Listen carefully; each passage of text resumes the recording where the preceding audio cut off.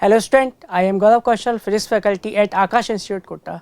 तो JEE mail में मैं आपका स्वागत करता हूं और आज मैं आपके लिए यहां पे जो फिजिक्स का चैप्टर लेके आया हूं उसका नाम है ऑसिलेशन। ठीक है, तो आइए हम स्टार्ट करते हैं चैप्टर ऑसिलेशन के साथ और देखते हैं पहला क्वेश्चन यहाँ पे हमें क्या दिया गया है। तो स्क्रीन पर आप पहला क्वेश्चन देख सकते हैं, क्या दिया हुआ है। A simple harmonic motion is represented by, है ना, y equal to 5 sin 3 pi T plus √3 cos 3 pi T centimetre में हमें ये दिया हुआ है और हमसे पूछा है amplitude and time period of the motion are, है ना। ये हमसे पूछा है, इनका वैल्यू बताना है हमें, आयाम व आवर्तकाल के बारे में बताना है। तो यहाँ पे हम देखें तो दो ऐसे टर्म्स का सम हो रहा है ना। तो सम हो रहा है, तो अब यहाँ पे मुझे इनका एक सिंगल टर्म बनाना पड़ेगा। तो मैं इस वाले इक्वेशन को क्या लिख सकता हूँ, y इक्वल टू हमें क्या दिया हुआ है 5 sin 3 पाई टी, है ना। अब ये कॉस में है तो मुझे इसे भी साइन में बदलना पड़ेगा, तो plus √3 sin 3 pi T plus π/2। मैं इस तरीके से इसको लिख सकता हूँ, ठीक है ना। तो यहाँ पे हम देखें तो इस वाली टर्म और इस वाली टर्म दोनों के बीच फेज डिफरेंस कितने का हो गया, π/2 का। तो फेज डिफरेंस के लिए एम्पलीट्यूड का साइन सेम होना चाहिए, जो नेम है फंक्शन का वो सेम होना चाहिए, प्लस जो ओमेगा है उसका साइन भी सेम होना चाहिए। तो यहाँ पे तीनों कंडीशन यहाँ पर सेटिस्फाई कर रही हैं। तो हम बोल सकते हैं इन दोनों फंक्शंस के बीच में जो फेज डिफरेंस है वो कितने का हो जाएगा, π/2 का। तो डेल्टा फाई हमारे पास हो गया π/2। तो अब यहाँ पे मैं देखूँ तो इसका एम्पलीट्यूड 5 है, इसका 5√3 है, बट ये इससे कितना आगे है, π/2 आगे है। तो मैं इसको अगर वेक्टर मेथड से सॉल्व करता हूँ तो ये पहले वाले का एम्पलीट्यूड 5 मैंने यहाँ बना लिया और दूसरे वाले के लिए 5√3 इसका एम्पलीट्यूड, ये इससे कितना आगे है, π/2 आ गया है ना 90 डिग्री से। तो ये 5√3, तो जो इन दोनों का रिजल्टेंट आएगा उसका एम्पलीट्यूड हमारे पास कितना आ जाएगा, ए रिजल्टेंट। ठीक है, तो ए रिजल्टेंट में क्या लिख सकता हूँ यहाँ पे, इसको हम वेक्टर वाले मेथड से सॉल्व कर लेते हैं। तो ये हो जाएगा हमारे पास 5² प्लस 5√3 का स्क्वायर, ओके ना। तो 5 तो कॉमन निकाल लिया, ये 4 × 2, तो ये हो गया हमारे पास 10, और ये सेंटीमीटर में दिया हुआ था इसलिए ये भी एम्पलीट्यूड किस में आएगा, सेंटीमीटर में। तो एम्पलीट्यूड हमारे पास हो गया 10 सेंटीमीटर। अब इसने बोला है कि इसका टाइम पीरियड भी हमें बताना है। तो टाइम पीरियड के लिए हम देखें तो हमें ओमेगा दिया हुआ है 3 पाई, है ना। तो ओमेगा हमें दिया हुआ है 3 पाई, और ओमेगा को हम टाइम पीरियड के टर्म्स में क्या लिखते हैं, 2π/t। तो यहाँ से t हमारे पास कितना हो जाएगा, 2/3। ओके, तो 2/3 हमारे पास टाइम पीरियड का वैल्यू आ गया। तो अब यहाँ पे हम देख सकते हैं 10 centimetre and 2/3 means first option हमारा यहाँ पर करेक्ट आंसर हो जाएगा इस क्वेश्चन के लिए। क्लियर, चलिए अगला क्वेश्चन देखते हैं। तो नेक्स्ट क्वेश्चन आप स्क्रीन पर देख सकते हैं, क्या दिया हुआ है। इसमें बोला गया है in the given figure a body of mass m is held between 2 massless springs, है ना, on a smooth incline plane. ऐसे हमें दिखाया गया, डायग्राम में दिख रहा है हमें ये। Free ends of the springs are attached to the film support. Spring constant सबका दोनों का k है, और हमें बताना है frequency of oscillation of the given body कितना हो जाएगा।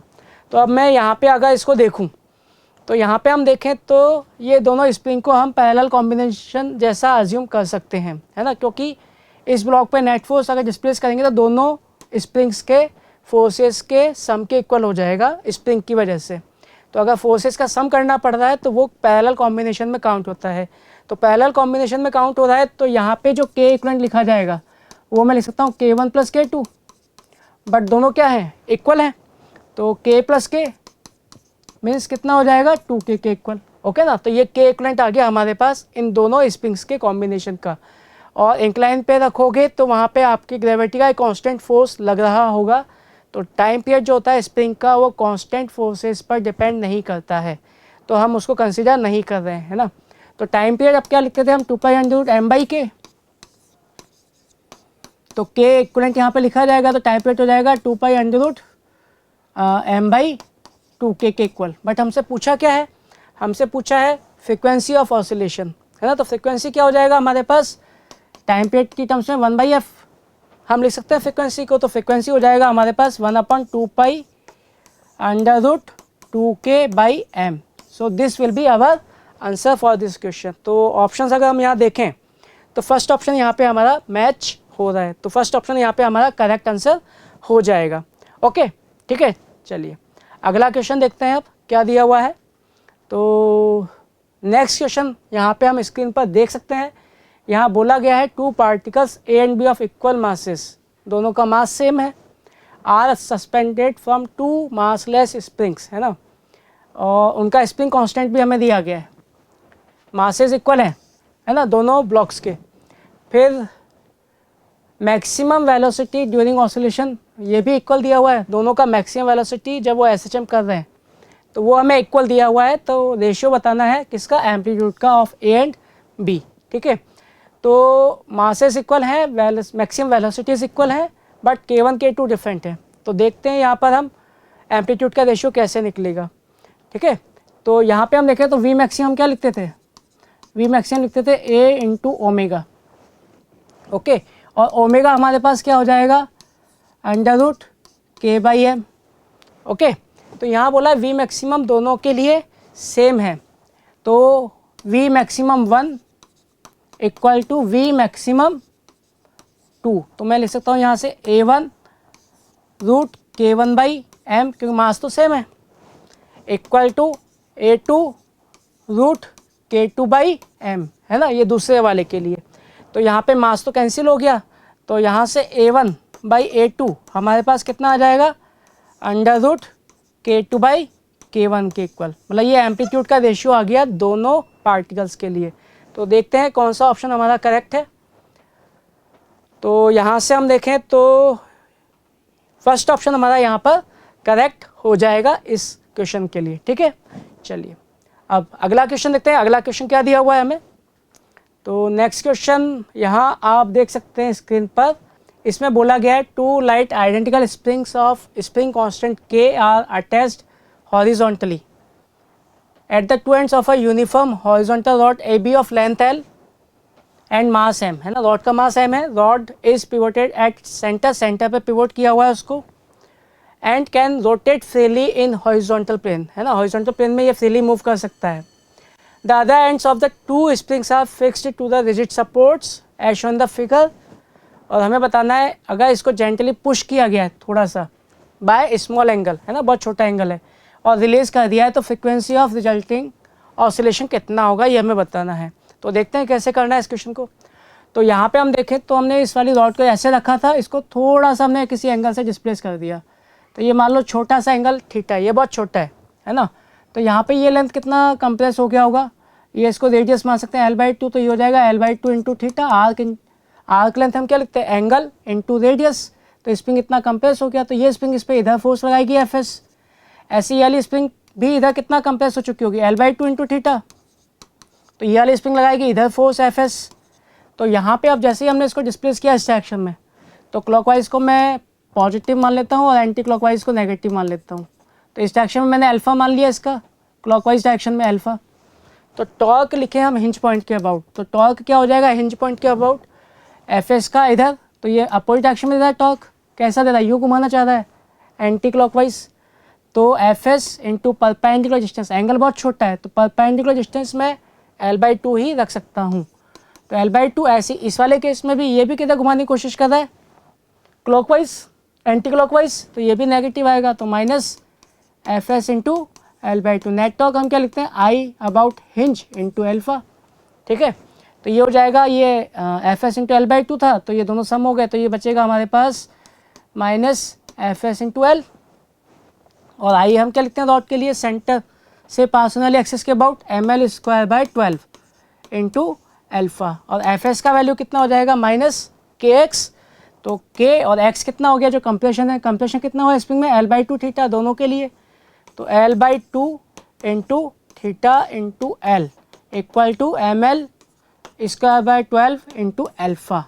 तो यहाँ से हम देखें एक एल तो कैंसिल हो गया और 2 से ये 6 टाइम चला जाएगा। ठीक है, तो यहाँ से अल्फ़ा कितना आ जाएगा हमारे पास, ये हो जाएगा 6k/m इंटू थीटा, इसको हम कंपेयर कर लेंगे किससे, माइनस ओमेगा² थीटा से। तो यहाँ से ओमेगा कितना आ गया हमारे पास, एंगुलर फ्रिक्वेंसी, वो हो जाएगा √6k/m, और इसको हम क्या लिखते हैं 2πf फ्रिक्वेंसी की टर्म्स में, एफ़ की टर्म्स में। तो एफ़ का वैल्यू हो जाएगा हमारे पास 1/2π √6k/m। So this will be our answer for frequency for small angular displacement. ठीक है, आंसर चेक करते हैं। तो यहाँ से हम देखें तो फोर्थ ऑप्शन हमारा यहाँ पे करेक्ट आंसर हो जाएगा। ओके, चलिए अब अगला क्वेश्चन देखते हैं क्या दिया हुआ है अगला क्वेश्चन। तो अगला क्वेश्चन आप यहाँ स्क्रीन पर देख सकते हैं। क्या बोला है यहाँ पर हमसे, इन द गिवन फिगर, यहाँ पे a mass M is attached to a horizontal spring. तो ये मास एम स्प्रिंग से अटैच्ड है, which is fixed on one side of the side to a rigid support.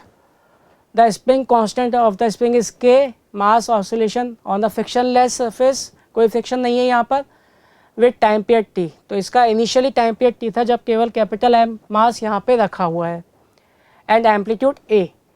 When the mass is in equilibrium position, जब ये equilibrium position पे आया होगा oscillate करते हुए, as shown in the figure, another mass M is gently fixed upon it. तो एक और मास इसके ऊपर धीरे से रख दिया जाता है। धीरे से रखने का मतलब उस पर हम बाहर से कोई एक्स्ट्रा फोर्स नहीं लगा रहे हैं, है ना। तो आप पूछा है the new amplitude of the oscillation will be. ठीक है, तो देखते हैं कैसे करेंगे ये क्वेश्चन। तो यहाँ पे हम देखें तो जब ये पार्टिकल आपका कैपिटल एम वाला ब्लॉक मीन पोजीशन पे जा रहा था, तो ये मीन पोजीशन आ चुकी है यहाँ पर। तो यहाँ पे इसका वेलोसिटी मैक्सिमम होगा v1 मैक्स इनिशियली, वो हम क्या लिखेंगे a1 ω1 SHM में। अब हमने जब ऊपर से दूसरा पार्टिकल यहाँ पे रखा है इसके ऊपर, है ना, तो जेंटली रखा है, धीरे से रखा है, मतलब बाहर से कोई एक्स्ट्रा फोर्स नहीं लगा है। तो मोमेंटम क्या रहेगा सिस्टम का, कंजर्व रहेगा। और मीन पोजीशन बाद में भी यही रहेगा। तो 1 भी यही था मीन पोजीशन, और मीन पोजीशन 2 भी यही रहेगा, क्योंकि केवल स्प्रिंग का फोर्स लग रहा है सिस्टम पे हॉरिजॉन्टली। तो स्प्रिंग का फोर्स तो उसकी नेचुरल लेंथ पर ही 0 होना है। तो पहले भी नेचुरल लेंथ यहीं थी स्प्रिंग की, बाद में भी नेचुरल लेंथ यहीं पर है। तो मान लो कि इसको रखने के बाद टोटल मास तो हो गया m + m, तो नया v2 मैक्स आ जाएगा हमारे पास, जिसे हम क्या लिख सकते हैं a2 × ω2, दूसरा एंगुलर वेलोसिटी, है ना। तो अब यहाँ पे जब हमने धीरे से रखा है तो बाहर से कोई फोर्स नहीं लगा है, तो मोमेंटम क्या रहेगा, कंजर्व रहेगा। तो हम बोल सकते हैं यहाँ पे P initial equal to P final. तो इनिशियल मोमेंटम कितना था, केवल m मास था, और वो कितने से चल रहा था a1 ω1 से। तो a1 ω1, बाद में P फाइनल, मास कितना हो गया m + m। तो ये m + m और ω2 × a2। तो हमें a2 बताना है, दूसरे केस का एम्पलीट्यूड। तो a2 यहाँ से हमारे पास आ जाएगा, a2 हो जाएगा m a1 ω1 upon m + m × ω2। तो यहाँ पे a1 तो हमें a दिया हुआ है, ω1 वो हमारे पास कितना हो जाएगा, जब केवल कैपिटल M मास था, √k/m। तो ये √k/M अपॉन नीचे क्या था हमारे पास m + m। ω2 क्या हो जाएगा, अब मास कितना हो गया m + m, बट के स्प्रिंग कांस्टेंट तो सेम है। तो ω2 हम क्या लिख सकते हैं √k/m, m का वैल्यू हो गया m + m। तो अब इसको सॉल्व करें अगर हम, तो ये हमारे पास आ जाएगा √m upon m + m × a के equal. So this will be our new amplitude है। ओके, जब हमने इस ब्लॉक को इसके ऊपर धीरे से रख दिया है, उसके बाद जो नया एम्पलीट्यूड है वो हमारे पास इतना हो जाएगा। तो ऑप्शन चेक करते हैं। तो यहाँ से अगर हम देखें तो m upon m + m means third option हमारा करेक्ट आंसर हो जाएगा। Clear, okay. अब अगला क्वेश्चन देखते हैं हमें क्या दिया हुआ है अगला क्वेश्चन। तो अगला क्वेश्चन आप यहाँ स्क्रीन पर देख सकते हैं। इसमें बोला गया है displacement of a simple harmonic oscillator after 3 second starting from its main position से स्टार्ट हुआ है, उसके 3 सेकेंड के बाद जो डिस्प्लेसमेंट है वो किसके साथ है, equal to half of its amplitude, मतलब वो अपने एम्पलीट्यूड के आधे पर पहुंच चुका है। तो time period of the harmonic motion is, तो टाइम पीरियड बताना है हमें कितना होगा। तो अगर मैं इसको प्रोजेक्शन मेथड से देखूं, सर्कुलर मोशन के प्रोजेक्शन से, तो यहाँ पे माइनस है, इधर प्लस है, एम्पलीट्यूड होगा, और वो मेन पोजीशन से स्टार्ट हो रहा है और a/2 तक पहुँच गया। तो a/2 मैंने इधर ले लिया, है ना, मिड पॉइंट पे। ये इसका रेडियस हमारा एम्पलीट्यूड के बराबर होता है सर्कुलर मोशन में, ठीक है। तो starting from its mean position, मतलब यहाँ से स्टार्ट हुआ होगा मीन पोजीशन से और किधर गया, a/2 पे आ गया, कितने टाइम में, 3 सेकंड में। तो यहाँ पे आने का मतलब उसका पार्टिकल यहाँ पे होगा सर्कुलर मोशन वाला, तो उसका प्रोजेक्शन यहाँ पे आ रहा होगा। तो यहाँ पे ये डिस्टेंस तो a हो गया, ये a/2 हो गया, तो ये वाला एंगल मान लो हो गया थीटा। तो थीटा कितना आ गया हमारे पास, ये थीटा हो जाएगा a/2 को हम लिख सकते हैं a cos थीटा, मतलब cos थीटा कितना हो गया, हाफ, मतलब थीटा कितना हो गया 60 डिग्री, और ये 60 डिग्री है, तो ये कितना बचा हमारे पास 30 डिग्री, है ना। टोटल एंगल 90 था, तो 30 डिग्री चलने में उसे 3 सेकंड का टाइम लग रहा है। तो हमसे पूछा है टोटल टाइम पीरियड कितना होगा इसके लिए। तो हमें पता है टाइम हम कैसे लिखते थे, टोटल टाइम पीरियड अपॉन 2 और जो भी एंगल वो चला है उस एंगल के लिए टाइम पीरियड, तो ये दिया हुआ 3 सेकंड, टी हमें निकालना है 2 और थीटा कितना आ गया 60 डिग्री, नॉट दिस, ये वाला थीटा है ना, ये घुमा है वो यहाँ से यहाँ तक 30 डिग्री। तो 30 डिग्री का मतलब ये कितना हो जाएगा π/6, है ना। तो π/6 है, तो पाई से पाई तो कैंसिल हो गया, तो टी कितना हो जाएगा यहाँ से 6 × 6 मतलब 36 सेकेंड। तो 36 सेकेंड हमारा आंसर हो जाएगा इस केस में, means fourth option will be the correct answer. Okay, चलिए अगला क्वेश्चन देखते हैं। अगला क्वेश्चन हमें क्या दिया गया है, तो नेक्स्ट क्वेश्चन आप यहाँ स्क्रीन पर देख सकते हैं। इसमें बोला गया है हमें the time period of oscillation of a simple pendulum of length L, simple pendulum है, from the suspended from the roof of a vehicle which moves without friction down and incline plane, incline plane पे वो नीचे आ रहा है ना vehicle without friction. Okay, तो उसके लिए हमें टाइम पीरियड बताना है कितना होगा। एंगल हमें इंक्लिनेशन दिया हुआ है अल्फ़ा प्लेन के लिए, ठीक है ना। तो यहाँ पे हम देखें तो ये व्हीकल ऐसे अल्फ़ा इंक्लाइन प्लेन पे नीचे की तरफ आ रहा है, तो ये अल्फ़ा उसका इंक्लिनेशन है प्लेन का। अब फ्रिक्शन नहीं है, फ्रिक्शन नहीं है तो इस डायरेक्शन में इस पर केवल mg sin थीटा वाला फोर्स लग रहा होगा, तो उसकी वजह से जो एक्सीलरेशन है वो कितना हो जाएगा, फोर्स अपॉन मास, मतलब एक्सीलरेशन g sin थीटा हो जाएगा। तो अब यहाँ पे जो पेंडुलम है ऐसे लटका हुआ है ना L लेंथ का, तो पेंडुलम है तो इस पर हम देखिए कौन कौन से फोर्स लग रहे होंगे with respect to the hinge point, है ना। टेंशन को हमें नहीं लेना है, तो एक तो इस पर लग रहा होगा mg नीचे, और एक स्यूडो फोर्स लग जाएगा इस हिंज के फ्रेम में, है ना, with respect to hinge.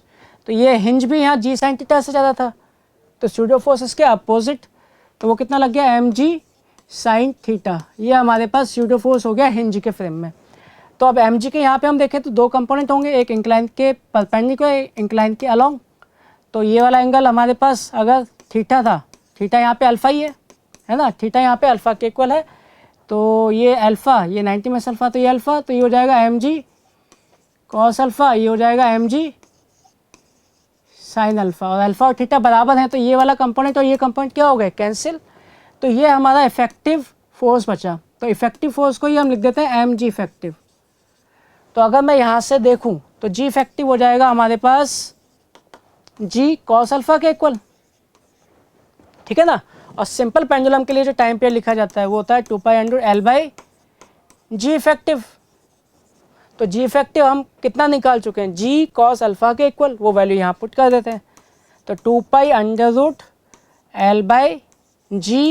cos alpha will be our answer for this question. Okay, तो देखते हैं कौन सा आंसर मैच कर रहा है।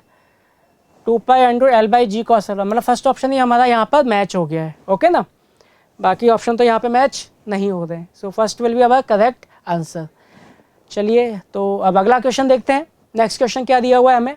तो नेक्स्ट क्वेश्चन आप देख सकते हैं स्क्रीन पर, क्या बोला गया है, 2 massless springs with spring constant, spring constant दिया हुआ है हमें दोनों स्प्रिंग्स का 2K and 9K, carry 50 gram and 100 gram masses eight there free hand. तो उनसे ये दो मासेस कनेक्टेड हैं जिनका मास हमें दिया गया है। These two masses oscillates vertically such that their maximum velocities are equal, यहाँ पे इनकी maximum velocity हमें बोला गया है इक्वल है। Then the ratio of their respective amplitude. तो एम्पलीट्यूड का रेशियो बताना है दोनों के लिए। तो मैक्सिमम वेलोसिटी सेम बोला गया है ना। तो वी मैक्स हमें सेम दिया गया है। वी मैक्स हम क्या लिखते थे एसएचएम में, स्प्रिंग वाले केस में ए ओमेगा, है ना।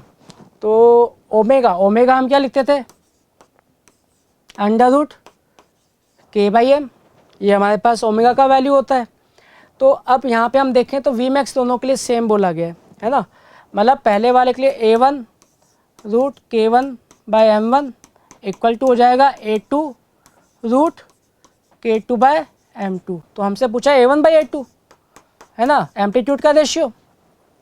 तो एम्पलीट्यूड का रेशियो यहाँ से कितना आ गया, under root K two by M two into M one by K one. ये हमारे पास एम्पलीट्यूड्स का रेशियो आ जाएगा।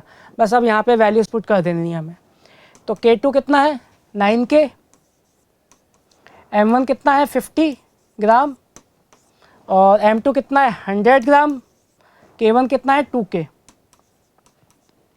तो क्योंकि सबका यूनिट सेम है तो वो तो रेशियो है, तो यूनिट्स की टेंशन नहीं लेनी है, सेम है तो वो कैंसिल हो जाएगी। तो ये हो गया 50 से 2 टाइम्स, और ये K से K कैंसिल, तो 9/4 इसका रूट वो कितना आ जाएगा 3/2K इक्वल। ठीक है, मीन्स जो यहाँ पे एम्पलीट्यूड होगा दोनों ब्लॉक्स का, उनका जो रेशियो होगा एम्पलीट्यूड का वो जाएगा 3/2, मीन्स सेकंड ऑप्शन। तो सेकंड ऑप्शन हमारा यहाँ पे करेक्ट आंसर हो जाएगा। ओके, चलिए अगला क्वेश्चन देखते हैं। नेक्स्ट क्वेश्चन क्या दिया हुआ है हमें, देख सकते हैं आप यहाँ स्क्रीन पर क्या बोला गया है।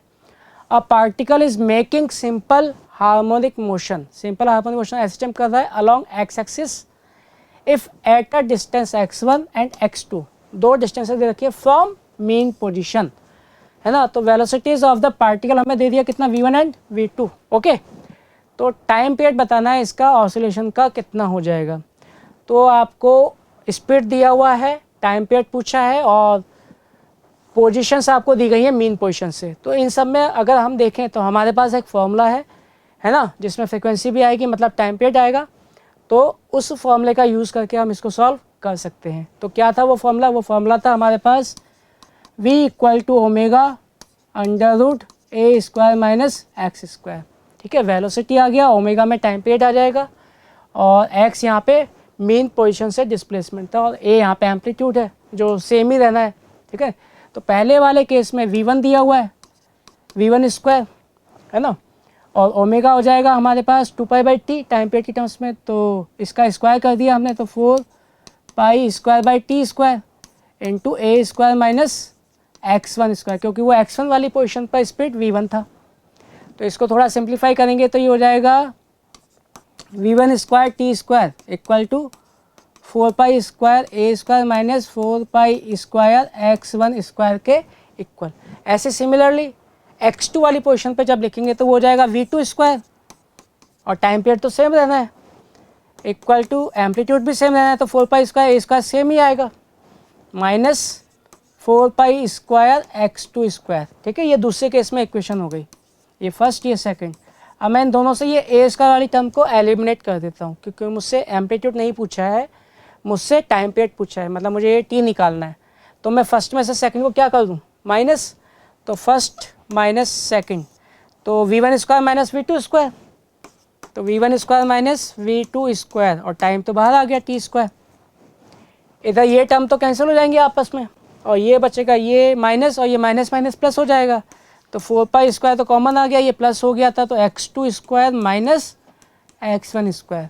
ठीक है, और टाइम पीरियड निकालना है, तो यहाँ से टाइम पीरियड मिल गया हमें, कितना हो जाएगा, इसका रूट ले लेते हैं, तो 2π, 4π² का रूट, टी स्क्वायर था, टी निकालना है हमें, और ये बचेगा हमारे पास under root x2 square minus x1 square upon v1 square minus v2 square. So this will be our answer for time period. ठीक है, तो देखते हैं यहाँ पर कौन सा ऑप्शन हमारा मैच कर रहा है।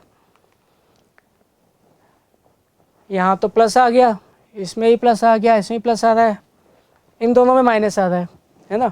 और ये x2 माइनस x1 था, तो नीचे v1 माइनस v2 है, तो हमारे आंसर में भी यही था, यहाँ x2 माइनस x1 है तो यहाँ v1 माइनस v2, मीन्स जो सेकंड ऑप्शन है ये हमारा करेक्ट ऑप्शन हो जाएगा। Clear, okay.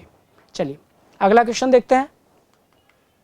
तो नेक्स्ट क्वेश्चन यहाँ आप स्क्रीन पर देख सकते हैं क्या बोला गया है। Wooden cube, density of would is D, density दिया हुआ है उस ऑब्जेक्ट का क्यूब का, साइड एल दिया हुआ है, floats in a liquid of density rho, rho density का लिक्विड है ना, तो लिक्विड का डेंसिटी भी हमें दिया हुआ है, with its upper and lower surfaces horizontal, मतलब वो सीधा रखा हुआ है क्यूब, टेढ़ा मेढ़ा नहीं है। If the cube is pushed slightly down, मतलब उस क्यूब को जब वो तैर रहा था लिक्विड पर तो थोड़ा सा हमने अंदर दबाया और रिलीज़ कर दिया तो वो ऐसे ऑसिलेट करने लग जाएगा। It performs simple harmonic motion of time period T, तो हमें टी ही बताना है, टी कितना हो जाएगा।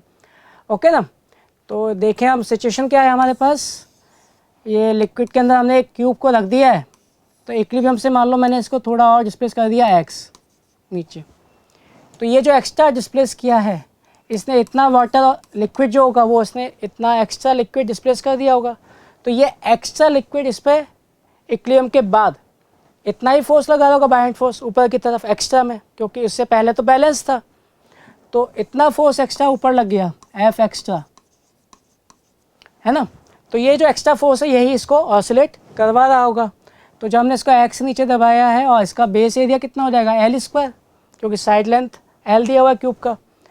तो यहाँ से हम देखें तो जो एफ एक्स्ट्रा लगा इस पर वो हो जाएगा mass of displaced liquid into G के इक्वल, है ना। तो मास ऑफ डिस्प्लेस्ड लिक्विड हमारे पास कितना हो जाएगा, इतने पार्ट के बराबर जो उसने एक्स्ट्रा बाद में डिस्प्लेस किया है ना, क्योंकि इतना मास तो ऑलरेडी बैलेंस था ब्लॉक के वेट से, तो वो तो अभी भी कैंसिल हो जाएगा। तो डिस्प्लेस्ड लिक्विड के लिए डेंसिटी ऑफ द लिक्विड रो दिया हुआ है और वॉल्यूम कितना हो गया L square into x, base area into height, तो एल स्क्वायर इंटू एक्स, ये तो मास आ गया, इंटू जी, ये एक्स्ट्रा फोर्स है ना। और ये फोर्स को हम किसके बराबर रख देंगे एम ए। ओके, तो एम यहाँ पे किसका लेना है ऑब्जेक्ट का, तो एम हो जाएगा हमारे पास कितना होगा density of the object D, would की लकड़ी की, इंटू वॉल्यूम, वॉल्यूम टोटल कितना है एल क्यूब इंटू ए। तो यहाँ से ए कितना आ गया हमारे पास, ये हो जाएगा रो जी एक्स बाय डी एल के इक्वल। तो ये जो पूरा टर्म है एक्स के मल्टीप्लिकेशन में इसको हम कंपेयर कर लेंगे तो ये ओमेगा स्क्वायर के इक्वल हो जाएगा। तो यहाँ से ओमेगा स्क्वायर कितना हो गया हमारे पास रो जी बाई डी एल के इक्वल। तो अगर ओमेगा निकालना है तो इसका रूट आ जाएगा, है ना। तो हमसे पूछा क्या है यहाँ पर टाइम पीरियड पूछा है, तो मैं इसको ओमेगा को क्या ले सकता हूँ 2 पाई टी, है ना। तो यहाँ से टाइम पीरियड कितना आ गया टी हो जाएगा हमारे पास 2 pi root D L by rho G के equal. So this will be our answer for time period. तो देखते हैं कौन सा ऑप्शन मैच कर रहा है। तो यहाँ पे हम देखें तो D L by rho G, तो D L by rho G means third option हमारा यहाँ पर मैच कर रहा है। So this will be our correct answer for time period. Okay, चलिए अगला क्वेश्चन देखते हैं, है ना। तो अगला क्वेश्चन आप स्क्रीन पर देख सकते हैं क्या दिया हुआ है। ये बोला गया है particle is executing simple harmonic motion S H M of amplitude A along the X axis about X equal to zero, X equal to zero उसका मेन पोजिशन है। when its potential energy equals the kinetic energy the position of the particle will be, मतलब जब kinetic और potential energy same हो जाएगा तो particle किस position पर होगा ये हमें बताना है। तो काइनेटिक एनर्जी हमारा यहाँ पे इक्वल हो जाएगा किसके पोटेंशियल एनर्जी के। तो काइनेटिक एनर्जी का फॉर्मूला क्या था हमारे पास हाफ के A square minus x square, X क्या था मेन पोजीशन से डिस्प्लेसमेंट, है ना।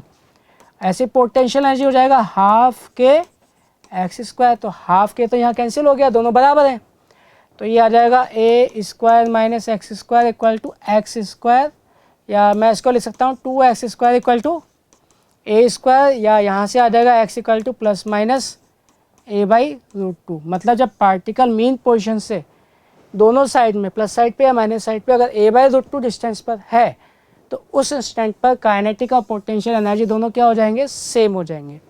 ओके, तो अगर हम यहाँ पे देखें ऑप्शंस तो पहला ऑप्शन हमें यहाँ पर करेक्ट दिखाई दे रहा है, तो first option will be correct option for this question. Okay ना, चलिए नेक्स्ट क्वेश्चन देखते हैं।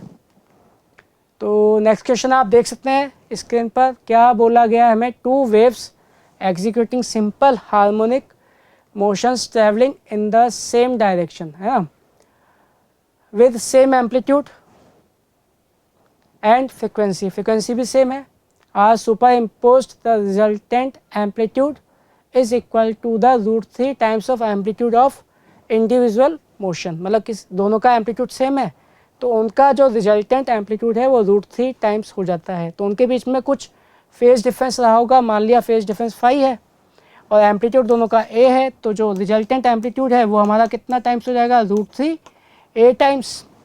तो ये पूछ रहा है कि phase difference between the two motions is in degree, degree में निकालना है।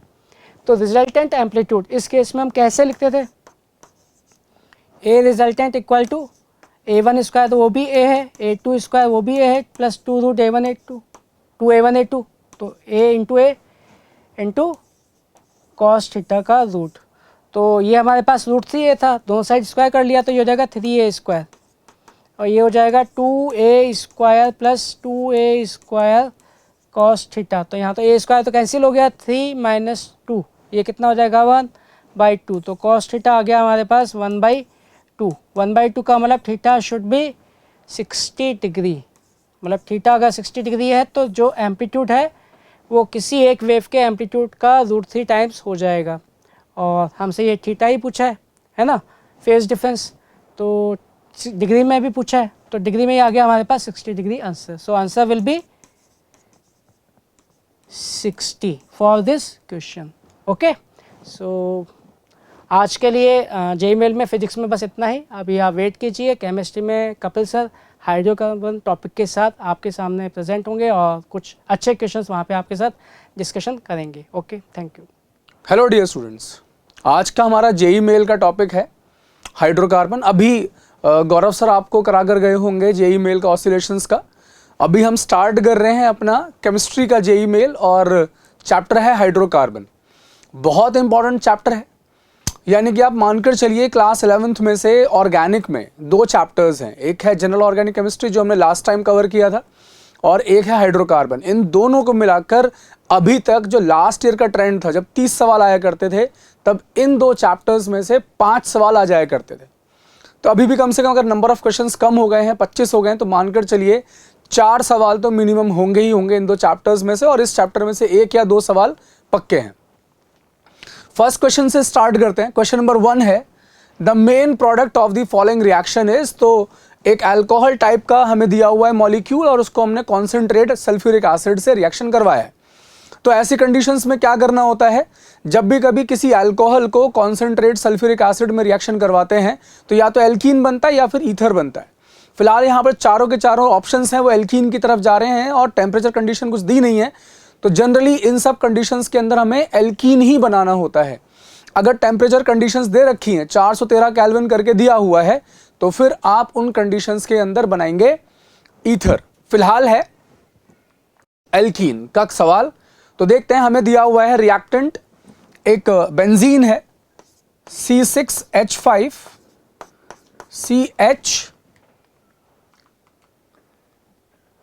CH2CH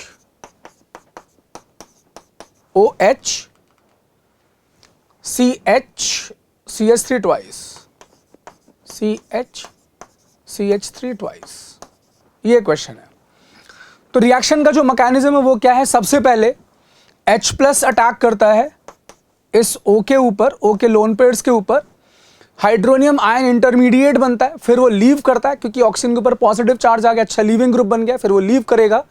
तो मैं एक साथ एक स्टेप कम करके लिख दे रहा हूं, with the loss of water इस पोजीशन पर कार्बोकैटायन बन जाएगा C6H5 CH2CH पॉजिटिव CH3CH3H। ये अब इसके बाद में क्या है, क्योंकि इस पोजीशन पर ये कार्बोकैटायन स्टेबल ज्यादा होगा तो 1,2 हाइड्राइड शिफ्ट होगा और इसके चलते रीअरेंजमेंट के बाद जो एक नया इंटरमीडिएट है वो ये बन रहा है।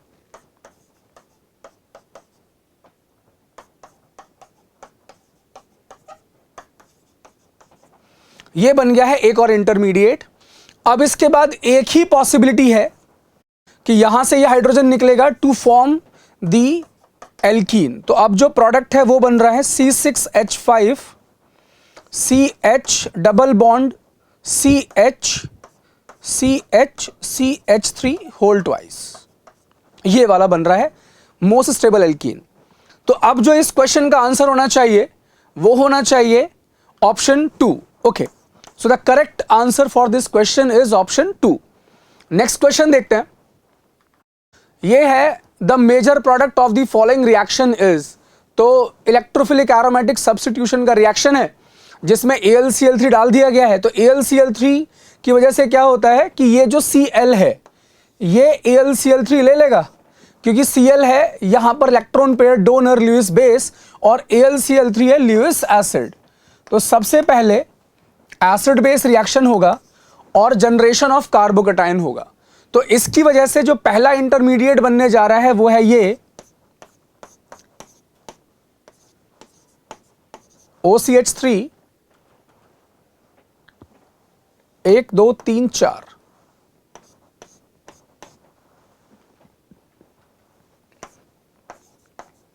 तो कार्बोकैटायन पहले बन गया है ये वाला after the loss of Cl। अब क्या होगा, क्योंकि इससे ज्यादा ये प्राइमरी कार्बोकैटायन है, तो प्राइमरी कार्बोकैटायंस रीअरेंजमेंट में जाएंगे to form the stable carbocation. तो 1,2 हाइड्राइड शिफ्ट यहां भी होगा जैसा पहले वाले केस में हुआ था, और ये तब तक होता रहता है जब तक सबसे ज्यादा स्टेबल कार्बोकैटायन ना बन जाए। तो अभी इस समय पर सबसे ज्यादा स्टेबल ये टर्शियरी कार्बोकैटायन बन गया है। फिर हमें ये पता है कि ऑक्सीजन जो है वो +R इफेक्ट लगाता है बेंजीन के ऊपर, जिसके चलते ऑर्थो और पैरा पोजीशंस के ऊपर इलेक्ट्रॉन डेंसिटी ज्यादा इंक्रीज हो जाती है। तो जहां पर O डोनर्स लगे हुए होते हैं इनके केस में मेजरली जो इलेक्ट्रोफिलिक एरोमेटिक सब्स्टिट्यूशंस होते हैं वो ऑर्थो और पैरा पर होते हैं, और उनमें भी मेजरली पैरा पर होता है क्योंकि वो पोजीशंस स्टैटिकली लेस क्राउडेड हैं, स्टैटिकली लेस हिंडर्ड हैं। तो इस पोजीशन से यहां पर होगा इलेक्ट्रोफिलिक एरोमेटिक सब्स्टिट्यूशन, जिसके चलते प्रोडक्ट बनेगा यहां से 1 2 3 4 5 5 मेंबर्ड रिंग बन रही है। इस 5 मेंबर्ड रिंग के साथ यहां पर लगे होंगे ये 2 ग्रुप्स। तो इसके चलते हमारा जो करेक्ट आंसर बन रहा है वो बन रहा है ऑप्शन 2। ओके, नेक्स्ट क्वेश्चन देखते हैं। नेक्स्ट क्वेश्चन है what will be the major product in the following mononitration. यहां पर हमें क्या है कि 2 तरह की बेंजीन रिंग्स दे रखी हैं, एक ये बेंजीन रिंग है और एक ये बेंजीन रिंग है। मोनोनाइट्रेशन का मतलब ये है कि हम इसको नाइट्रिक एसिड के साथ रिएक्शन करवाएंगे जहां से NO2+ इलेक्ट्रोफाइल जनरेट होगा, जिसको इन दोनों बेंजीन रिंग्स में से किसी एक के साथ, क्योंकि मोनोनाइट्रेशन बोला है तो किसी एक के साथ आपको इलेक्ट्रोफिलिक एरोमेटिक सब्स्टिट्यूशन रिएक्शन करवाना पड़ेगा। अब हमें यह देखना पड़ेगा कि इन 2 रिंग्स में से कौन सी रिंग ज्यादा एक्टिवेटेड है, कौन सी रिंग के अंदर इलेक्ट्रॉन डेंसिटी ज्यादा है। तो उसको देखने के लिए हमें कुछ इस टाइप का रिएक्टेंट दिया हुआ है। रिएक्टेंट है कुछ इस टाइप का, एक रिंग के ऊपर इफेक्ट लगा रहा है नाइट्रोजन और एक रिंग के ऊपर इफेक्ट लगा रहा है CO। तो नाइट्रोजन का जो इफेक्ट है वो है +M का और CO का जो इफेक्ट है वो है -M का। नाइट्रोजन इस रिंग के ऊपर +M की वजह से जो इलेक्ट्रॉन डेंसिटी है उसको इंक्रीज करवाएगा, और ये CO -M के चलते इस रिंग के ऊपर से इलेक्ट्रॉन डेंसिटी डिक्रीज करवाएगा। यानी अगर बेंजीन को रेफरेंस माना जाए तो इस रिंग के पास जो नाइट्रोजन के साथ बॉन्डेड है इसके पास बेंजीन के कंपैरिजन में इलेक्ट्रॉन डेंसिटी ज्यादा है, और इस CO वाले के पास बेंजीन के कंपैरिजन में इलेक्ट्रॉन डेंसिटी कम है। तो इनमें से हम इस रिंग को कहेंगे कि दिस रिंग इज एक्टिवेटेड। ये रिंग एक्टिवेटेड है और ये रिंग डीएक्टिवेटेड है। तो इसका मतलब ये हुआ कि एक्टिवेटेड रिंग्स जो होती हैं वो क्योंकि faster electrophilic aromatic substitution show करेंगी, उनमें ज्यादा होगा। तो पहला चीज तो कंफर्म हो गया कि इलेक्ट्रोफिलिक एरोमेटिक सब्स्टिट्यूशन रिएक्शन जो होगा वो इस बेंजीन रिंग के साथ होगा। अब इसमें भी 2 पोजीशंस हैं, या तो ये ऑर्थो या फिर ये पैरा। तो फिर अभी हमने जस्ट बात करी थी कि ऑर्थो और पैरा के कंपैरिजन में मेजरली जो अटैक्स होते हैं वो पैरा पर होते हैं, पैरा वाले ज्यादा बनते हैं। तो अब हम यहां से देखें तो अटैक ज्यादा होना चाहिए इस लेफ्ट वाली रिंग के ऊपर, और उसमें भी कौन सी पोजीशन, पैरा पोजीशन। तो इसके चलते जो आंसर है इसका वो है ऑप्शन 2। ओके, नेक्स्ट क्वेश्चन देखते हैं। नेक्स्ट क्वेश्चन है the major product of the following reaction is. तो तकरीबन वैसा ही क्वेश्चन है जैसा अभी अभी हमने जस्ट देखा था, फिर से वही इलेक्ट्रोफिलिक एरोमेटिक सब्स्टिट्यूशन टाइप का रिएक्शन है। तो इधर का जो रिएक्शन है वो होगा कुछ इस तरीके से, 1 2 3 4। तो जब हम इसको HCl के साथ रिएक्शन करवाएंगे तो पहले यहां पर होगा मार्कोनिकोव एडिशन, यानी कि H+ का अटैक इस हिसाब से होगा कि ज्यादा स्टेबल कार्बोकैटायन बन सके। तो H+ अटैक करेगा बाहर वाले प्राइमरी कार्बन एटम के ऊपर, क्योंकि अंदर वाले कार्बन एटम के ऊपर ज्यादा स्टेबल पॉजिटिव चार्ज बनेगा, और उस जगह पर आ जाएगा Cl। तो जो सबसे पहला प्रोडक्ट है वो तो होगा ये। अब इसके बाद इसको हमने रिएक्शन करवाया है विद एनहाइड्रस AlCl3। तो सेम वही टाइप का क्वेश्चन है, Cl यहां से निकलेगा, इस पोजीशन पर कार्बोकैटायन बनेगा, और फिर इस O की रिस्पेक्ट में ऑर्थो और पैरा से अटैक होगा, जिसके चलते फिर से पैरा के through electrophilic aromatic substitution reaction होगा। तो फिर से वही 1 2 3 4 5 मेंबर्ड रिंग बन रही है। सिमिलर टाइप क्वेश्चन है, बस जो रिएक्टेंट का नेचर है वो थोड़ा सा अलग ले लिया था और उसको अलग तरीके से बनाया जा रहा है। तो यहां जो प्रोडक्ट है वो ये बनेगा। सिंपल और सिमिलर क्वेश्चन है, तो इसके चलते बस इन्होंने जो प्रोडक्ट है उसके अंदर थोड़ी छेड़छाड़ कर दी है कि कहीं पर इस OH की जगह पर Cl लगा दिया है। तो ये कभी भी नहीं होगा, क्योंकि ऑक्सीजन के लोन पेयर्स यहां पर इस बेंजीन के साथ में partial double bond character carry कर रहा है, जिसके चलते कभी भी ये O यहां से इतना इजीली इसको लीव करके नहीं जाएगा। फिनॉल टाइप चीज को अगर हमें कोई बेंजीन में कन्वर्ट करना होता है, उस ऑक्सीजन को हटाना होता है, तो उसको हम जिंक डस्ट के साथ रिएक्शन करवाते हैं। ये इस तरीके से सब्स्टिट्यूट नहीं होते। तो यानी कि कम से कम ये जो 2 ऑप्शंस हैं ये तो कट ही गए हैं। उसके बाद बच जाते हैं ये 2 ऑप्शन, जिसमें से अटैक मेजरली होगा पैरा से। तो इसके चलते जो करेक्ट आंसर है इसका वो आएगा ऑप्शन 1। ओके, नेक्स्ट क्वेश्चन देखते हैं। ये है the increasing order of reactivity of the following compounds towards electrophilic aromatic substitution reaction is. तो यानी कि हमें बस इसको इस सवाल करने के लिए एक ही लॉजिक अप्लाई करना है। और एक बात का और थोड़ा ध्यान रख लेना कि इसमें कोई स्पेशल टाइप का इलेक्ट्रोफिलिक एरोमेटिक सब्स्टिट्यूशन तो नहीं पूछ लिया है। अगर उन्होंने पूछ लिया होता कि कौन फिडल-क्राफ्ट रिएक्शन देगा, तो वहां पर हमें थोड़ा सा अलग से सोचना पड़ता। लेकिन फिलहाल जो क्वेश्चन है वो सिंपल ये है कि कौन EAS रिएक्शन फास्ट या ज्यादा शो करेगा, उसका ऑर्डर ऑफ रिएक्टिविटी क्या होगा। तो हमें एक ही लॉजिक अप्लाई करना है, वो ये है कि कौन सी बेंजीन रिंग ज्यादा इलेक्ट्रॉन डेंस है। तो जो जितना ज्यादा इलेक्ट्रॉन डेंस होगा उतना ही ज्यादा उसके ऊपर इलेक्ट्रोफिलिक एरोमेटिक सब्स्टिट्यूशन होगा। तो यानी कि एक लॉजिक हम ये अप्लाई कर सकते हैं कि इलेक्ट्रॉन डेंसिटी और rate of reaction, rate of electrophilic aromatic substitution reaction, ये दोनों प्रोपोर्शनल होते हैं। जितना ज्यादा रेट ऑफ रिएक्शन अगर हम बढ़वाना है तो इसके चलते हमें इलेक्ट्रॉन डेंसिटी बढ़ानी पड़ेगी। तो देख लेते हैं कि बेंजीन के साथ जो ग्रुप लगे हुए हैं उनका नेचर कैसा कैसा है। अगर बेंजीन के साथ लगा हुआ होगा Cl, तो Cl का जो नेचर है वो +M का है, लेकिन साइमल्टेनियसली -I भी अप्लाई कर रहा होता है। और हेलोजेंस के केस में आपको पता होगा कि जो इंडक्टिव इफेक्ट होता है वो डोमिनेटिंग होता है। यहां पर हम मीजोमेरिक इफेक्ट को, इसका जो +M इफेक्ट है उसको नहीं देख रहे होते। तो आपका इंडक्टिव को डोमिनेंट मानते हुए ये क्लोरीन यहां से इलेक्ट्रॉन डेंसिटी डिक्रीज करवा रहा होगा। तो यानी कि इसके केस में electron density as compare to benzene कम है। नेक्स्ट है OMe। OMe का भी सेम नेचर है, -M, सेम नेचर है, -I बट +M। तो और इनके लिए जो +M इफेक्ट है वो डोमिनेटिंग है। तो यहां पर इलेक्ट्रॉन डेंसिटी ये इंक्रीज करवा रहा है। तो इसके केस में electron density as compare to benzene ज्यादा है। अब फिर उसके बाद में सिंपल Me। तो मिथाइल का जो काम है वो इलेक्ट्रॉन डेंसिटी बढ़वाना है through +I and plus hyper conjugation. तो ये भी इलेक्ट्रॉन डेंसिटी बढ़ा रहा होगा, यहां भी इलेक्ट्रॉन डेंसिटी इंक्रीज हुई है, बट जितना इफेक्ट जो प्लस हाइपर कॉन्जुगेशन से आ रहा होगा उससे कहीं ज्यादा प्लस m से आता है। तो यानी कि इन दो रिंग्स में भी कंपैरिजन करना हो कि कहां पर इलेक्ट्रॉन डेंसिटी ज्यादा है, तो वो इस OMe वाले केस में ज्यादा है। इसके बाद है Cn। तो Cn का जो इफेक्ट है वो है -I या -m। तो Cn भी इलेक्ट्रॉन डेंसिटी डिक्रीज करवा रहा है थ्रू -I तो यहां पर इलेक्ट्रॉन डेंसिटी घट रही है, इसमें भी इलेक्ट्रॉन डेंसिटी घट रही है, बट यहां पर घट रही है because of the resonance effect, because of the mesomeric effect. तो इसके चलते इन दोनों में कंपैरिजन करना हो तो किसमें कम होगी इलेक्ट्रॉन डेंसिटी, तो वो इसमें कम होगी, Cn वाले केस में। तो जो Cl और Cn वाला केस है उसमें से Cl वाला फास्टर शो करेगा EAS रिएक्शन। तो इनमें से मैक्सिमम होगा ये OMe वाला, B मैक्सिमम होगा OMe वाला, फिर C होगा, फिर A होगा और सबसे कम D होगा, क्योंकि वो -I और -m दोनों लगा रहा है। तो B सबसे ज्यादा, फिर C, फिर A, फिर D। तो करेक्ट आंसर जो बनेगा इस क्वेश्चन का वो है ऑप्शन 2। ओके, नेक्स्ट क्वेश्चन देखते हैं।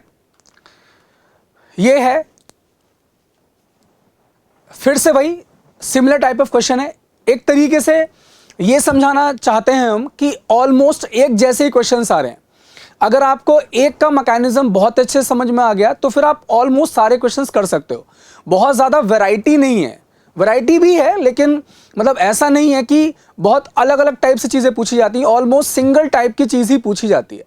बस ये है कि आपको चेक करना पड़ेगा कि कहाँ पर रीअरेंजमेंट होगा, कहाँ पर ज़्यादा स्टेबल कार्बोकेटाइन बन सकता है, किस पोजीशन से इलेक्ट्रोफिलिक एरोमेटिक सब्स्टिट्यूशन होगा। तो इन सब बातों को अगर आप समझ कर चलते हो तो क्वेश्चंस ऑलमोस्ट एक जैसे ही आते हैं। जैसे ये भी सेम क्वेश्चन है।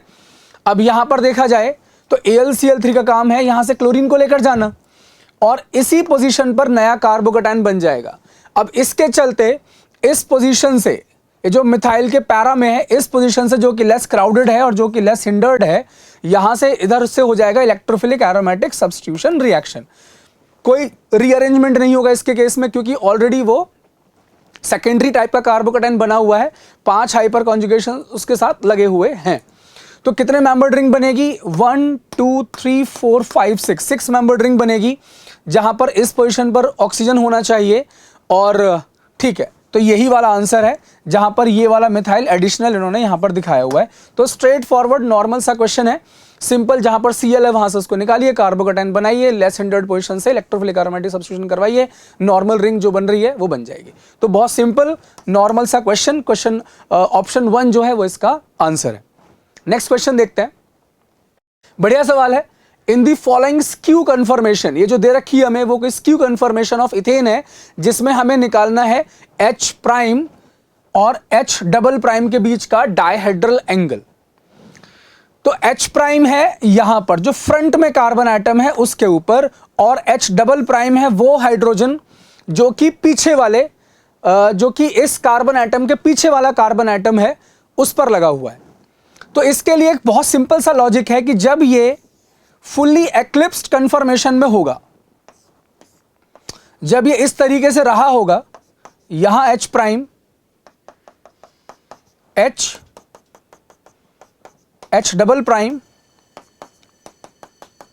और ये, उस समय पर H प्राइम और H डबल प्राइम के साथ जो डायहेड्रल एंगल है वो 120 डिग्री का है इस समय पर। अगर यहां पर डायहेड्रल एंगल ऑलरेडी 120 डिग्री का चल रहा है और यहां से हमने इसको 29 डिग्रीज और आगे खिसका दिया, तो यानी कि अब ये जो पोजीशन है तो वहीं का वहीं स्टेशनरी है।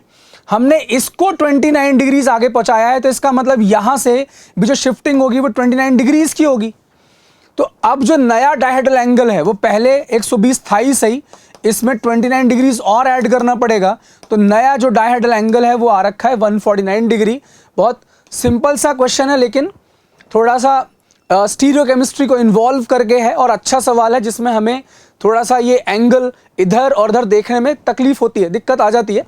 लेकिन अगर आपको ये पता है कि पहले से जो एंगल था 120 डिग्री का था, बस सिंपल कुछ नहीं करा, 29 डिग्रीज और खिसकाया है तो उतना ही ऐड कर देना है, तो नया जो डायहेड्रल एंगल बनेगा वो 149 डिग्रीज का है। ओके, नेक्स्ट क्वेश्चन देखते हैं।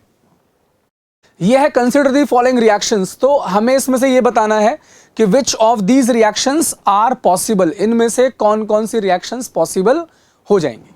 ओके, रिएक्शन 1 जो है ये नहीं होगी, क्योंकि ये जो रिएक्शन करवाया हुआ है वो कुछ इस स्कीम को लेकर है।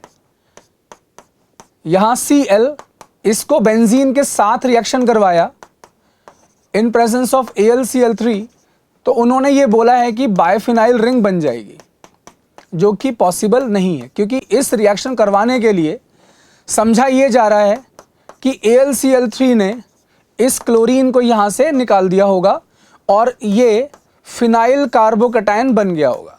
तो ये कार्बोकटायंस नहीं बनते। sp हाइब्रिडाइज्ड कार्बन एटम में हाईली स्ट्रेन्ड रिंग बन रही है, साथ में इस क्लोरीन का बेंजीन के साथ में प्लस m इफेक्ट भी चल रहा है, पार्शियल डबल बॉन्ड ऑर्डर भी है। तो AlCl3 इतनी आसानी से नॉर्मल कंडीशंस के अंदर इस Cl को निकाल कर ये कार्बोकटायन जनरेट नहीं करवा सकता, और अगर ये कार्बोकटायन ही जनरेट नहीं हो सकता तो इसके साथ EAS रिएक्शन भी नहीं हो सकता, और अगर ये भी नहीं हो सकता तो ये प्रोडक्ट भी नहीं बन सकता। तो इसका मतलब ये है कि जो रिएक्शन 1 दिया हुआ है ये रिएक्शन 1 तो हो नहीं सकता। सिमिलर टाइप का लॉजिक यूज होगा ऑप्शन सी के अंदर। तो ऑप्शन सी के अंदर भी क्या करवाया है कि ये जो Cl है उसका भी इस पाई बॉन्ड के साथ रेजोनेंस है, विनाइलिक केस है, रेजोनेंस है, यहां भी वही पार्शियल डबल बॉन्ड ऑर्डर है। तो यहां पर भी सेम वही लॉजिक कि AlCl3 नहीं निकाल सकता इस Cl को यहां से, ना तो ये वाला Cl निकलेगा, ना ही ये कार्बोकटायन बनेगा, ना ही इलेक्ट्रोफाइल बना, और ना ही फिर आगे कोई और कैरी फॉरवर्ड कोई और इलेक्ट्रोफिलिक एरोमेटिक सब्स्टिट्यूशन होगा। तो यानी कि ऑप्शन ए भी नहीं हो सकता, ऑप्शन सी भी नहीं हो सकता। बाकी ये जो दो केस हैं वो नॉर्मल से हैं। ये बहुत ही ज़्यादा पूछे जाने वाला रिएक्शन है। अगर Cl2 एक्सेस में in presence of anhydrous AlCl3 है तो उस तरीके से बेंजीन के रहते हुए 6 के 6 पोजीशंस पर, अगर Cl2 एक्सेस में है तो 6 के 6 पोजीशंस पर Cl लग जाता है, यानी कि बेंजीन रहता है। और अगर यहीं पर उन्होंने दिया होता कि Cl2 एक्सेस में है और सनलाइट या यूवी रेडिएशन या फिर विदाउट यूज ऑफ AlCl3 करवाया होता तो वहां पर साइक्लोहेक्सेन बन जाता है, वहां पर सिंपल एडिशन रिएक्शंस हो रहे होते हैं। तो अभी जो फिलहाल रिएक्शन दिया है ये बिल्कुल ठीक है, 6 बार इलेक्ट्रोफिलिक एरोमेटिक सब्स्टिट्यूशन हुआ है और at the end of the reaction ये प्रोडक्ट आपको मिल जाएगा। तो बी करेक्ट है। डी आराम से हो सकता है क्योंकि अब यहां पर जो Cl है वो निकालेगा एनहाइड्रस AlCl3 और इस एलाइलिक पोजीशन पर कार्बोकटायन बनेगा जो कि स्टेबल भी है। एलाइलिक पोजीशन पर बनने वाला कार्बोकटायन इजीली बनेगा और वो स्टेबल भी है। तो अब ये कार्बोकटायन बन सकता है, अब इलेक्ट्रोफाइल बन सकता है। तो इसका मतलब बेंजीन के साथ में इलेक्ट्रोफिलिक एरोमेटिक सब्स्टिट्यूशन भी हो सकता है। तो यहां पर जो ऑप्शन बी और ऑप्शन डी हैं ये दोनों के दोनों रिएक्शंस पॉसिबल हैं। तो जो करेक्ट है इनमें वो है ऑप्शन 1, जो रिएक्शंस हो सकते हैं और ये अनस्टेबल कार्बोकटायन के चलते या फिर पार्शियल डबल बॉन्ड ऑर्डर के चलते एनहाइड्रस AlCl3 उन हैलोजेंस को यहां से नहीं निकाल सकता। तो ना वो इलेक्ट्रोफाइल्स बन सकते हैं ना वो कार्बोकटायंस बनेंगे। ओके, नेक्स्ट क्वेश्चन देखते हैं। ये है which of the following will produce the highest yield of Friedel Crafts alkylation reactions. तो मैंने आपसे पहले भी कहा था कि अगर कोई स्पेसिफिक करके पूछ लिया, जैसे ये रिएक्शन बहुत ही स्पेसिफिक करके पूछ लिया है, तो यहां पर वो सिंपल लॉजिक कि कौन से बेंजीन रिंग में इलेक्ट्रॉन डेंसिटी ज्यादा है वो काम नहीं करेगा। यहां पर आपको एडिशनल सोचना पड़ेगा कि फिडेलक्राफ्ट रिएक्शंस जो होते हैं उनको हम एनहाइड्रस AlCl3 कंडीशंस में करवाते हैं, जो कि बहुत अच्छा खासा ल्यूइस एसिड है। अगर यही क्वेश्चन सिंपल पूछा होता किसमें EAS रिएक्शन फास्टेस्ट होगा तो आपका आंसर होता NH2, क्योंकि नाइट्रोजन के लोन पेयर सबसे ज्यादा इलेक्ट्रॉन डेंसिटी बढ़ाएंगे, क्योंकि इनका प्लस M इफेक्ट जो है वो सबसे ज्यादा है। रीजन है उसकी इलेक्ट्रोनेगेटिविटी सबसे, मतलब जितने भी ग्रुप दे रखे होते हैं उनमें सबसे कम होती है। पर फिलहाल क्योंकि फिडेलक्राफ्ट रिएक्शन का सवाल है तो एनिलीन जो नॉर्मल EAS रिएक्शन सबसे ज्यादा देता है, सबसे फास्ट देता है, वो इस रिएक्शन को देता ही नहीं है। रीजन है कि ये इलेक्ट्रॉन डोनेट करने के साथ, मतलब ये बेस भी बहुत अच्छा है, स्ट्रॉन्ग तो नहीं है लेकिन इतना जरूर है बेस कि वो AlCl3 के साथ में कॉम्प्लेक्सेशन कर सके। तो सबसे पहले इन दोनों के साथ एसिड बेस रिएक्शन हो जाता है। तो यहां से दो प्रॉब्लम्स जनरेट हो जाती हैं। एक प्रॉब्लम तो ये कि जो लोन पेयर बेंजीन रिंग में इलेक्ट्रॉन डेंसिटी बढ़ा रहा था अब वो लोन पेयर कहीं और इंगेज है। सेकंड प्रॉब्लम ये है कि जिस AlCl3 को हमने डाला था कि वो उस हेलो एल्केन में से हेलो पार्ट को निकाले हेलोजन एटम को निकाले और कार्बोकैटायन जनरेट करे। अब वो AlCl3 भी अवेलेबल नहीं है कि जो कि उस कार्बोकैटायन को जनरेट करवा पाएगा, तो ये जो लोग हैं, एनिलीन टाइप ऑफ डेरिवेटिव्स हैं, वो इन रिएक्शंस को बिल्कुल भी नहीं देते। ईल्ड की बात है तो अब हम ईल्ड में बात ये करेंगे कि इनकी जो ईल्ड होगी वो कम से कम जो केसेस हैं हमारे पास उनमें बहुत कम होगी। दूसरा केस है ये, जितने भी ऐसे ग्रुप्स हैं जो -M एक्सर्ट करते हैं, ये भी कभी भी फिल्डक्राफ्ट एल्काइलेशन या एसाइलेशन रिएक्शंस नहीं देते, ये भी नहीं देते हैं इन रिएक्शंस को। सवाल है, ऑप्शन है ये वाला ऑक्सीजन, तो सेम प्रॉब्लम है इस ऑक्सीजन की भी कि ये भी AlCl3 के साथ में कॉम्प्लेक्सेशन कर सकता है।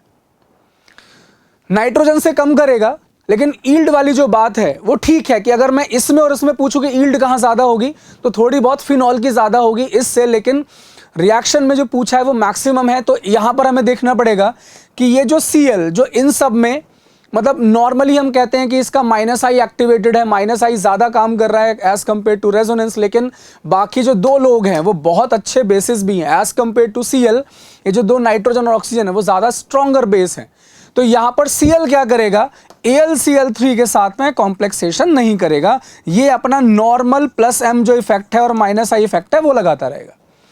तो अब इस केस में जो AlCl3 है वो भी फ्री है, वो भी कार्बोकैटायन जनरेट करवा सकता है, वो भी इसके साथ इलेक्ट्रोफिलिक एरोमेटिक सब्स्टिट्यूशन कर सकता है, और ये जो Cl का लोन पेयर है वो इसके साथ इंगेज होने भी नहीं गया। तो अब हमारे पास जो बेस्ट निकल कर आ रहा है इन चारों ऑप्शंस में से वो है ऑप्शन 4, जो बहुत इजीली, बहुत ज्यादा इन सब में कम से कम अच्छा खासा फिल्डक्राफ्ट एल्काइलेशन या एसाइलेशन रिएक्शन शो कर सकते हैं। आई होप क्लियर होगा। नेक्स्ट क्वेश्चन है, ये है the correct order of heat of combustion of the following alkadienes is. तो heat of combustion, heat of combustion और हीट ऑफ हाइड्रोजनेशन,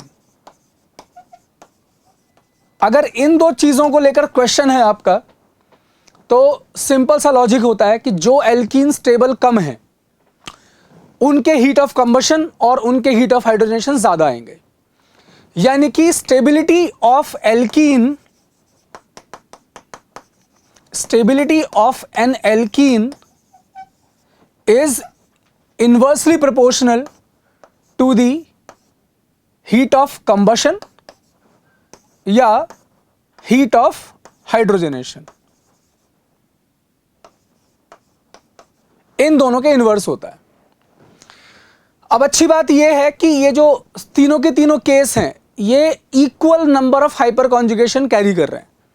यानी कि स्टेबिलिटी ऑफ एल्कीन को निकालने के जो दो पैरामीटर्स हैं हमारे पास, कि रेजोनेंस होता हो और number of hyper conjugable hydrogens, वो इन तीनों ही केसेस में बराबर हैं।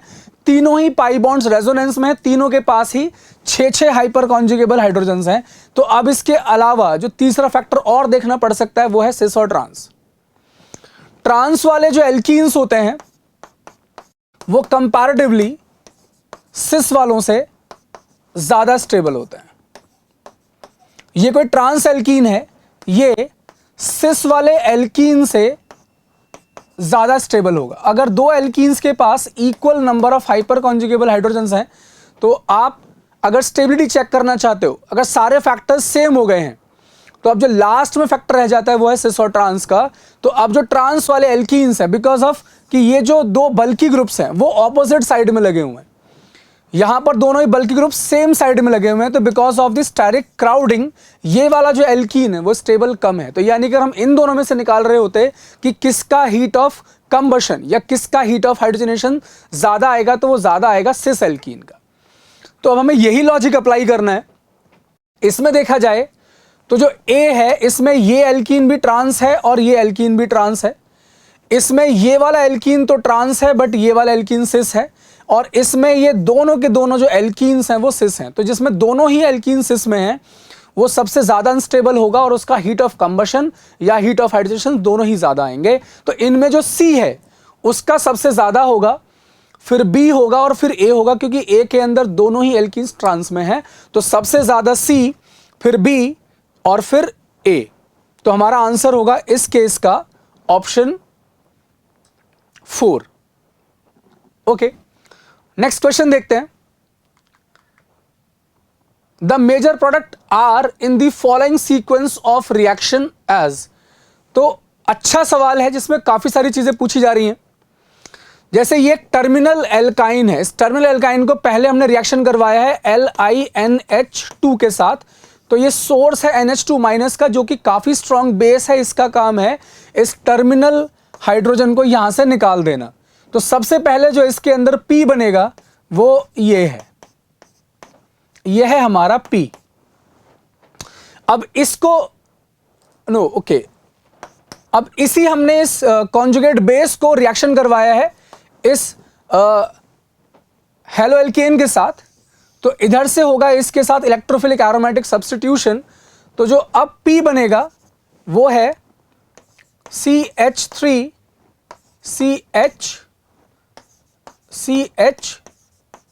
CH3 ट्वाइस, और यहां पर लग जाएगा ये वाला part C triple bond CH, ये लग गया, ये है P। अब इस P को आगे हमने HgSO4 और H2SO4 के साथ रिएक्शन करवाया है और फिर उसके बाद NaBH4 के साथ रिएक्शन करवाया है। तो देख लेते हैं क्या क्या बन रहा है। इधर से है CH3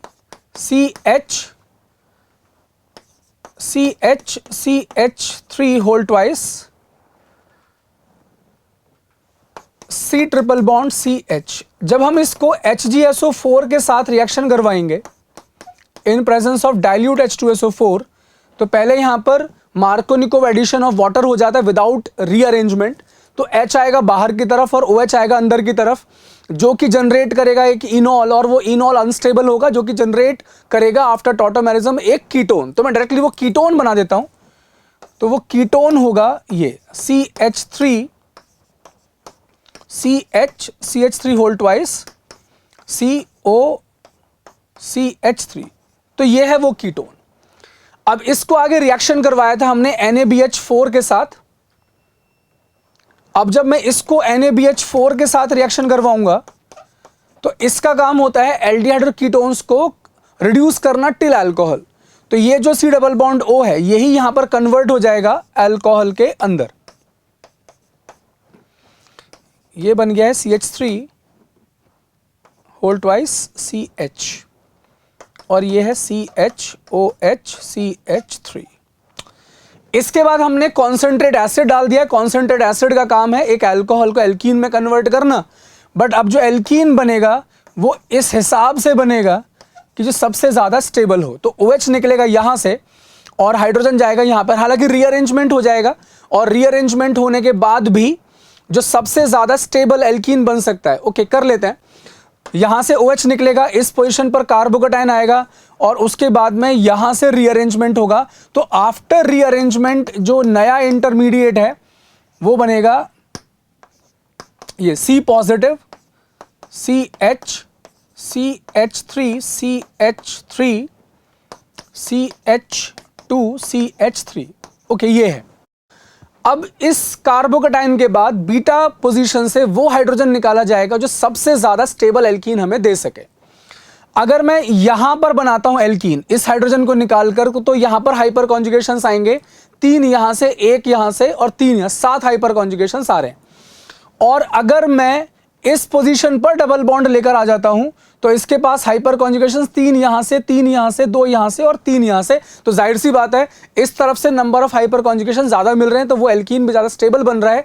तो इसका मतलब जो हाइड्रोजन निकाला जाएगा वो ये निकाला जाएगा ताकि ज्यादा स्टेबल एल्कीन बन सके। तो जो प्रोडक्ट है वो प्रोडक्ट आ रहा है ये CH3 C double bond C whole twice CH2 CH3, ये वाला एल्कीन हमारा बना है। तो ये देख लेते हैं ये कहां पर है। तो ये वाला जो एल्कीन है हमारा वो ये वाला है, इन्होंने घुमाकर लिख दिया है, उस CH3 होल ट्वाइस को उस तरफ लिख दिया है। तो जो बन रहा है प्रोडक्ट वो ये वाला बन रहा है। तो करेक्ट आंसर जो है वो इस क्वेश्चन का वो है ऑप्शन 3। ओके, नेक्स्ट क्वेश्चन देखते हैं। तो नेक्स्ट क्वेश्चन है the increasing order of the reactivity of the following compounds. तो नॉर्मल वही सवाल है कि इलेक्ट्रोफिलिक एरोमेटिक सब्स्टिट्यूशन में कहां पर रेट ऑफ रिएक्टिविटी ज्यादा होगी। तो उसमें है फिर से वही, ये Cl का काम है +M और -I लगाना, -I डोमिनेटिंग होगा। इलेक्ट्रॉन डेंसिटी घटवा रहा है, CH3 का काम है इलेक्ट्रॉन डेंसिटी बढ़ाना through plus I and plus hyperconjugation. इस CH3 का काम है माइनस आई और माइनस आर लगाना या माइनस एम लगाना। तो इसके चलते सबसे कम इलेक्ट्रॉन डेंसिटी है इसके अंदर, सबसे ज़्यादा सेकंड के अंदर, तो सेकंड मैक्सिमम होगा, फिर फर्स्ट होगा और फिर थर्ड होगा। तो जो करेक्ट आंसर बन रहा है वो है ऑप्शन 4। ओके, तो ये 12 क्वेश्चंस थे जिनमें हमने कोशिश करी है कि सारे टाइप के इलेक्ट्रोफिलिक एरोमेटिक सब्स्टिट्यूशन को भी ले सकें, कन्फर्मेशंस ऑफ एल्केन को भी ले सकें, एल्कीन के रिएक्शंस भी ले लिए हैं। तो मोर और लेस काफ़ी हद तक ये चैप्टर कवर करने की कोशिश करी है। हेल्प करेगा आपको काफ़ी ज़्यादा। एक बार सारे के सारे रिएक्शंस जितने भी हैं उनसे आप गो थ्रू हो जाइए और best of luck. Thank you.